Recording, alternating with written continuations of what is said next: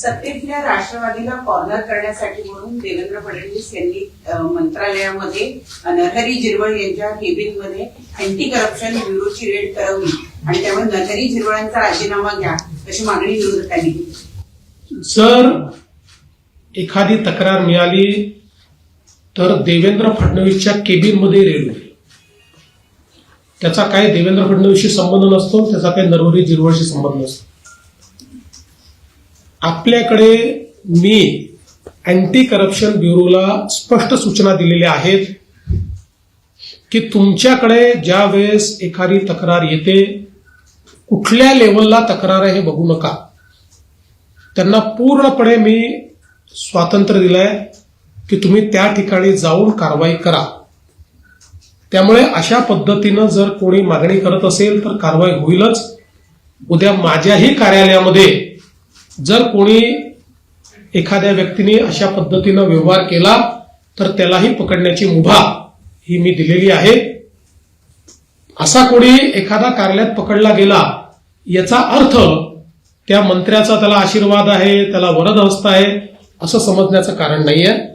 तसे पुरावे अद्याप तरी कुठलेही नाहीये। त्यामुळे मला असं वाटतं की या गोष्टींना जोडणं हे काही योग्य नाही। आणि सगळ्यात महत्वाचं म्हणजे आम्ही तीनही पक्ष हे अतिशय समन्वयाने चाललो, त्यामुळे आम्हाला असल्या प्रकारचे धंदे करण्याची आवश्यकता नाही। सीएम साहेब, विरोधी पक्षाचं म्हणणं आहे की मंत्रालयात ही एसीबी कारवाई करतं, तेही मंत्र्यांच्या दालनात करतं, फक्त लिपिकावर कारवाई होते आणि सचिवाला दुसऱ्या खात्यामध्ये पाठवलं जातं। अशा वेळेस मंत्र्याची चौकशी होणार आहे का? नाही, समजा मंत्र्याच्या विरुद्ध पुरावा असता, एसीबी ट्रॅप कधी करतो माहितीये?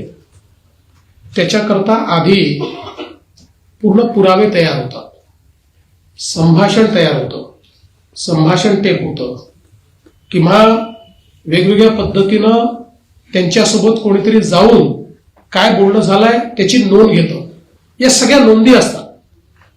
त्या नोंदीमध्ये ज्यांची नावं येतात, ज्यांच्या विरुद्ध पुरावे असतात, ज्यांच्या विरुद्ध थेट पुरावे असतात, त्यांच्यावर कारवाई होते। आणि आता समजा एक लिपिक आहे, त्या लिपिकाने पैसे मागितले आणि त्याला पकडलं, तर त्याच्यावर योग्य प्रकारे सुपरविजन न करणारे जे वरचे अधिकारी असतात त्यांच्यावरही काही ना काही कारवाई होते, म्हणून त्यांची बदली होते। आता या संदर्भात ज्यांची बदली झालेली आहे त्यांच्याबद्दल अद्याप माझ्याकडे पूर्ण माहिती नाहीये, मी ती पूर्ण माहिती घेऊन तुम्हाला बोलेन।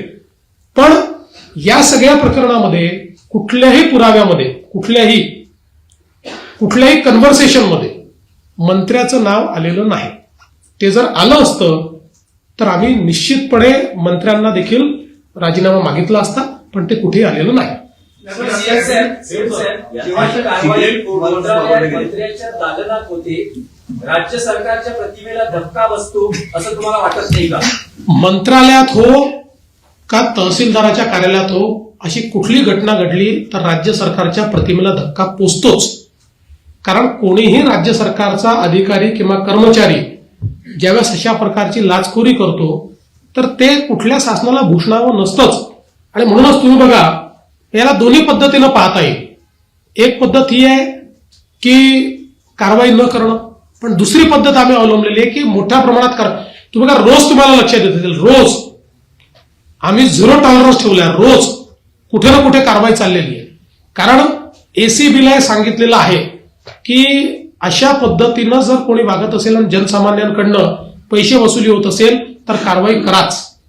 आता याला कोणी दुसरं हे म्हणू शकेल की लाचखोरीची प्रकरणं वाढली नाही, कदाचित हे आधी करत असतील पण तुम्हाला माहिती नव्हतं किंवा तुम्ही कारवाई नसेल केली। समजल्याबरोबर कारवाई करणं हाच याच्यावरचा उपाय आहे।